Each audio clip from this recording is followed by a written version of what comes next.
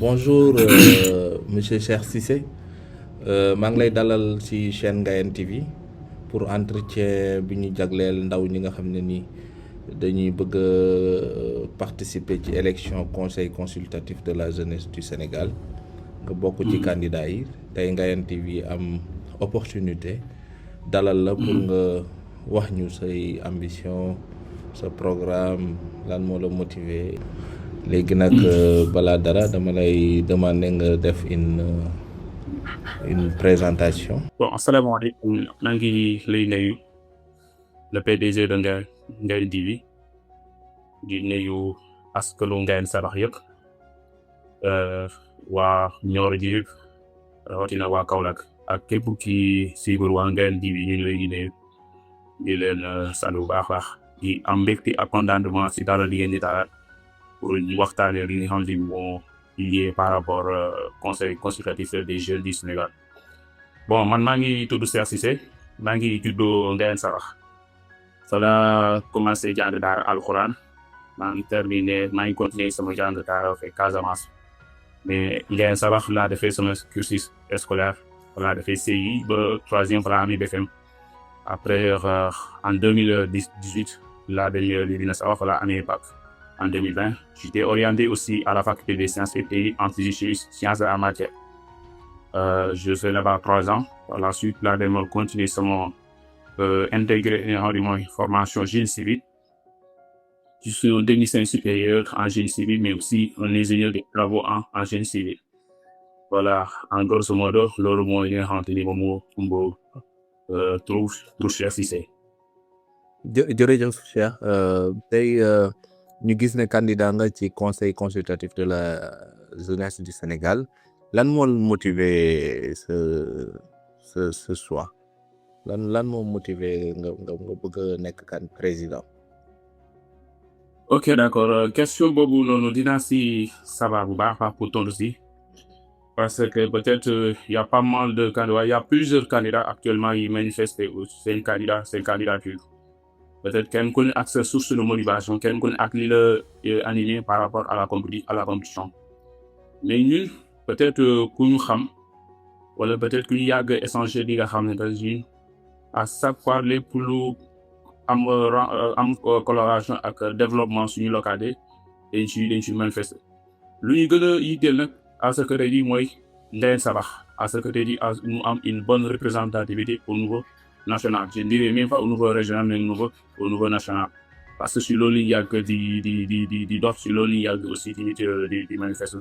et comme que aussi li affaire de jeunesse la aussi on est des jeunes voilà pourquoi pas aussi yàlla am na benn expérience boobu ñu su may par rapport bu xam suñu parcours loolu moo tax ñu gën a vi à ce que tey pour le bien-être de la commune de Ngayene Sabax. Voilà. Alors si vous êtes élu, quelles sont les actions concrètes que vous comptez mettre en place pour la jeunesse de Ngayene?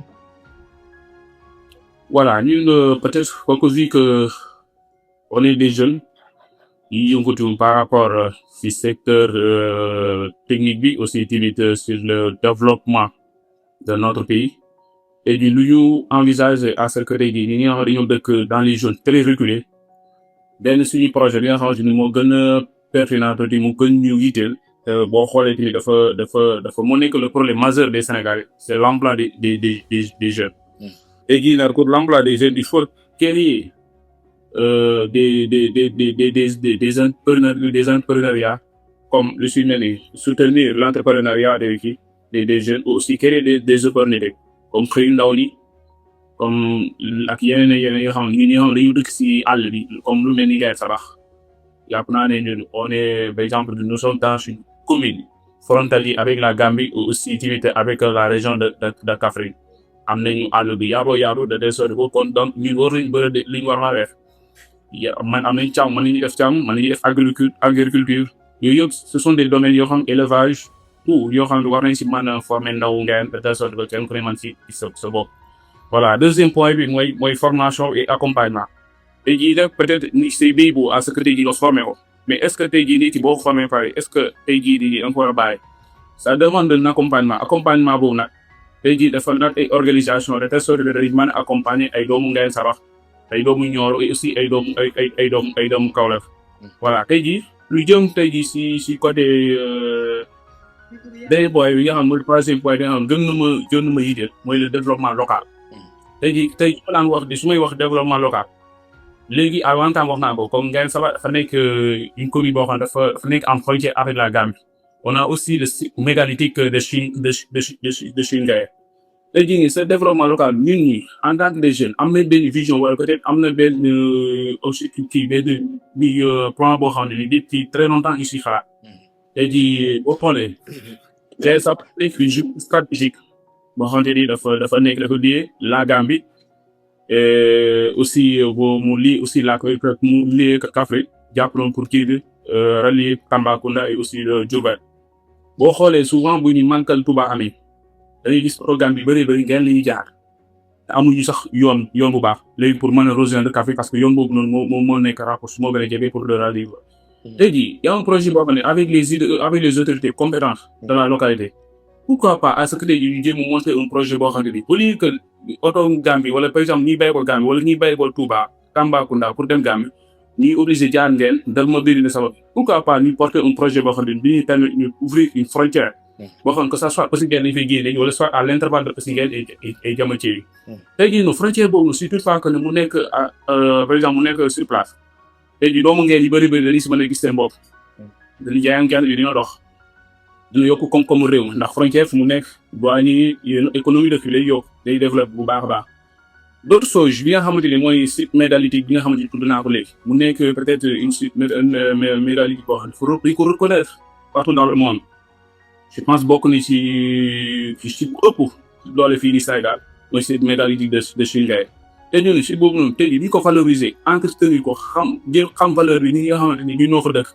tey jii dina permettre léegi ay touristes di fay ñëw pour visiter tey jii loolu day bokk ci économie dëkk day bokk ci xam kii comme dëkk maa ngi fàttaloo ba ñu nekk xale étant gis ay à chaque fois bu noor joxe ne daa gis ay oto ay tubaab yu bëri ay étrangers ay touristes yu bëri daan ñëw gis ci yooyu noonu mais pas au fil du temps dañuy gis ne dafa commencé disparaître donc loolu yëpp dafa bokk ci ay développement local tey jii nii boo xoolaatee par rapport lu jëm ci wàllu sport dafa des lu bëri ndax tey jii boo xoolee Ngayeen Sarax benn sport souvent moo fay daw mooy nawetaan après nawetaan amuñu équipe basketball amuñu handball tey jii li nga xam mu nekkoon suñu cosaan suñu maam yi daan fooy lamb yi léegi ñu commencé disparaître loolu yëpp dafa bokk ci loo xam ne ay développement dëkk la loo xam ne tey jii wax nañu defaat une organisation nous la jeunesse ñoo war a nekk les moteurs pour porter ces combats voilà. aussi voilà beneen chose bi nga xamante ni mooy fa lay daanele par rapport moo jëm ci samay ambition mooy une bonne représentativité voilà de Ngayeen Sarax partout au Sénégal. tey jii ku xam suñu parcours tuuti xam nañu Ngayeen voilà peut-être je dirais que Kaolack sax en miniature lu yàgg di représenter parce que j'ai été délégué à la faculté des sciences et 2 fois délégué à la faculté des sciences un membre voilà de l'amicale de la faculté des sciences et techniques mais aussi j'ai été aussi le président de la commission d'organisation de l'union régionale de Kaolack les 41 communes j'ai été aussi le secrétaire général des 15 communes du département de Nioro te tey jii fépp foo xamante ni foofu jaar nañ ko comme suñu parcours technique def nañ ci ay réalisations yoo xamante ni pour à ce que loolu moo ñu poussé ñu gën a am courage taxaw tey jii di laajaat li nga xamante ni mooy conseil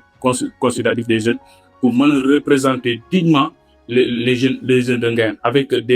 des projets et aussi avec des idées très claires voilà. jërëjëf loolu Cheikh kon daal su ma la déggee bu baax sa expérience may na la nga jiite conseil bi bokk ci ñi jiite conseil bi. voilà sama expérience may na ma ko ndax peut-être li tax ma sama expérience may na parce que xam nañu dund ni la vie associative ndax par là damay juste def une brève par rapport sama parcours. J'ai été le secrétaire général du gouvernement scolaire en 2016 sous le régime de Fallou Diallo en Brunei au passage du CEM de Ngayeen Sarax.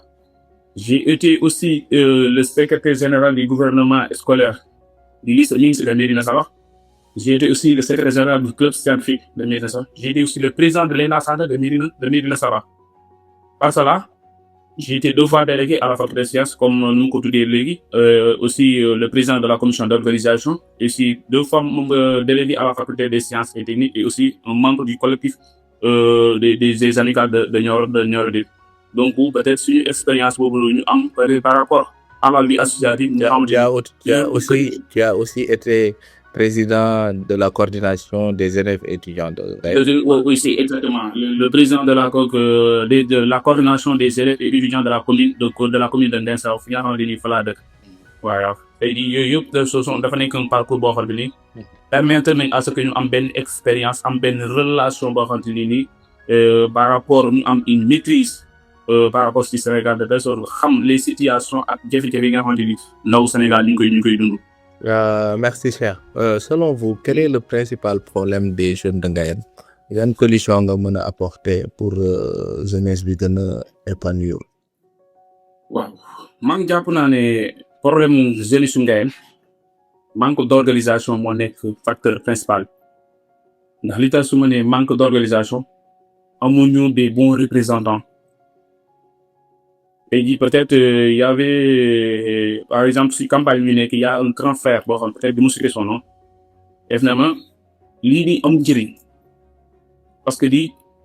man nekkoon naa ko statistique depuis très longtemps mais amul benn njëriñ mais li ma ko doon mooy am na njëriñ mais ñu ko daan yor ñoo amul njëriñ. yow bu fekkee li laa jiital di taabu la ne yow ngay représenter sa génération yaay représenter jeunesse. léegi bi ñu toogee les instants de décision au lieu nga protéger l'idéologie par exemple les problèmes de la jeunesse yow doo ko defal yow da ngay défendre tes propres intérêts. tey jii bu fekkee dafa am opportunité yi nga xamante ne nii dafa war a si daw dëkk tey jii nga jël ces opportunités yow moom nga acquis ko dans le silence tey jii nan la askan bi mën a xamee ni am na njëriñ wala amul njëriñ tey jii yow mi ko yaa ko wala valoriser au lieu nga valoriser ko yow dañ siy ko dundee te mbir na boo ko jiitee da nga koy dundal bu léegi nga koy dundee. Donc ça veut dire il faut que pour ndaw ngeen ñu am tey jii une bonne session wala par exemple ñu mën a yëg seen bopp par exemple sur le développement de la commune wala par exemple ñu am une bonne marche pour ñu am par exemple une bonne session une bonne organisation tey jii ñu am un bon représentant un bon profil bu nga xamante ne dina leen mën di casser di leen mën di defal ay revendications ñu mën di jël seen problème ak seen soucis di ko transmettre par rapport sur les autorités compétentes de la localité sur les autorités compétentes. Par exemple au niveau national. Merci beaucoup, cher. Nous sommes arrivés au terme de notre entretien. Quel est votre mot de la fin? Bon, le mot de la fin est bon. C'est de l'encourager aussi si opportunité bien ñu may di inviter toute la jeunesse de Ngayène Sarax à ce que ñu jàppale à ce que ñu mën représenter Ngayène ma yëngee fi nga xam moom lañ ko bëgg a yóbbu justement invité les affaires yi nga xamante ne nii ñu ngi am nañ fii nekk au niveau de la commune ñu leen tendre la main à ce que lu ñu yitteel mooy le bien-être de la commune ngeen yegg fi nga xamante ni wala yeneen morom commune yi di yegg léegi nag loolu nag pour ñu yegg fa nag il va falloir que ñu bokk ndey bokk baay ñun ñëpp di xàccandoo doorandoo ñu am une bonne organisation ñu wut aussi des bons représentants ñu bañ des fois ñu bañ def yenn erreur de choix yi bañ ànd avec dans la mouvance. Voilà loolu daal laa xamante ni maa ngi koy sollicité waa Ngayène Sarax yëpp rawatina jeunesse su Ngayène Sarax ak ASC yi baax di leen sant di leen gërëm bu baax. jërëjëf Cheikh.